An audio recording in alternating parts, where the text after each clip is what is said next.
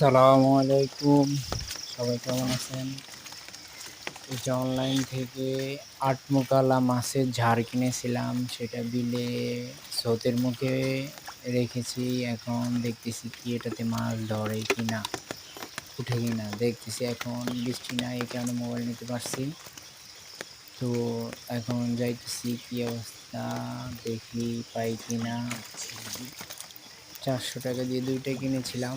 আমার দোকানের পাশে একজন আর আমি একটা এই যে একটু উপর দিয়ে ঢেকে দিয়েছি। এখন যে বিলের আর কুয়োর পানি লেভেল হয়ে গেছে, এখন স্রোত নাই।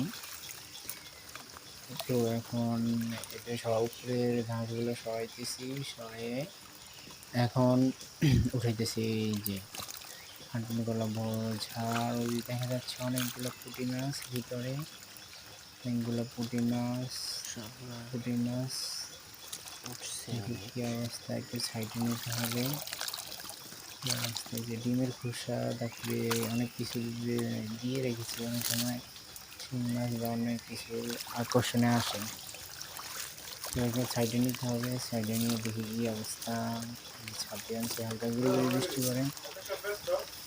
হ্যাঁ, একটু বসেন। মাছ উঠছে, দেখা যাচ্ছে না। হুম হুম।